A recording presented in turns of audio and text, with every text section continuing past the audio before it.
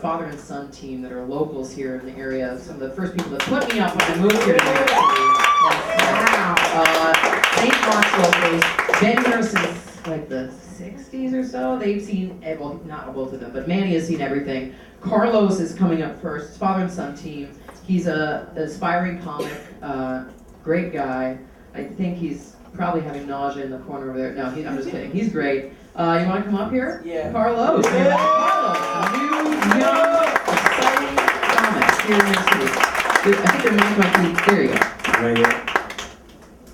So can I just get in? You just get right on into it. Carlos, everybody. Thank you. Yeah, so I'm Carlos. I'm 17. I'm, as Kyle said, an aspiring comedian, I guess is a proper term for that. I watch a lot of stand-up, like an insane amount. And I guess when you watch a lot of it, you see a lot of the flaws. And I hate when a stand-up comic like starts telling a story, and they'll get really into one detail of their story, and they'll get like so focused on it that like you'll get to it and they'll get to the punchline, but they'll never go back and finish the entire story. So I don't like complainers. I'm a big non-liker of people who complain. Mostly those people who you see at the beginning of the week who are just like, oh man, it's Monday. I have the worst case of the Mondays. Like, statistically speaking, most suicides occur on Monday. So unless you're going to kill yourself, which I recommend if you're one of those people, then you should just, go back to your cubicle and wish how you were a better lover so your wife didn't leave you for that baby arm mailman. I mean, yeah, he had a baby arm.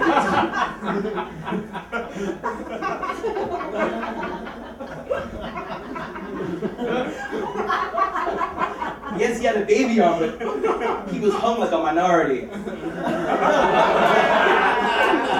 Below the equator minority, not above the equator. Because we all know Inuit Eskimos aren't the most well endowed. I'm gonna keep using that "it's cold out here" excuse. Akikipok, which is Eskimo for soft snow.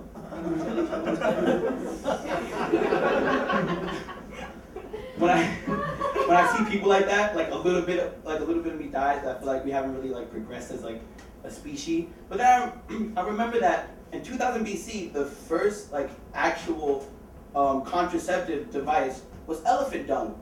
So we progressed. I mean, I find it weird that even then we were that stupid. We were supposed to be like, smart, straight walking people, and women just walking around smearing elephant shit on their vaginas.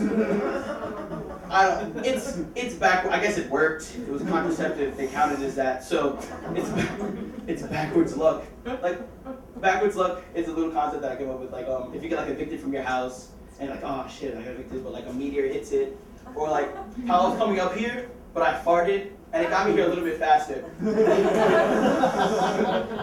So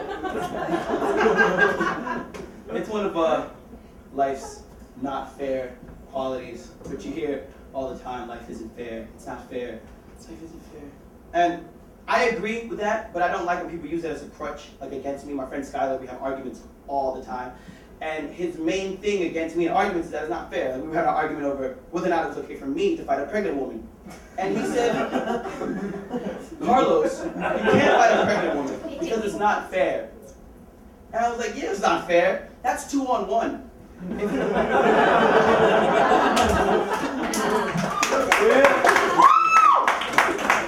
I didn't ask to be kicked. I just wanted to feel the belly. If anything, I'll wait for the baby to get out here. He can defend himself like a real man. Tough love. How my parents raised me. One reason I was born is because, I was strong enough to survive the abortion. I'm missing a toe. Is that my time? You have more? I have like one more. Give it. Okay. So I figured this out recently. That when talking from a distance, like there are a lot of things that you can gesture to people. I can go, you're at the table. Check please. You can ask for time, but never really try to propose to a woman from afar because it's never. No, do you want to get?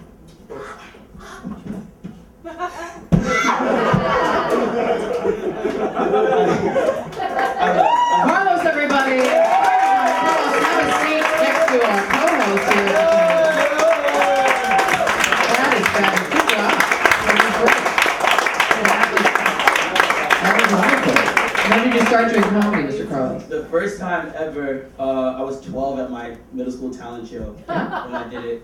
What was I the first joke, do you remember?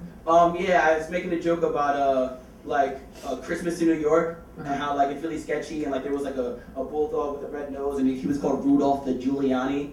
I like that. All right, I see big things for this guy. I also think that the dung is probably contraceptive because no one would go near a vagina covered in dung, I think. Well, maybe some, there's a few websites maybe, but I would.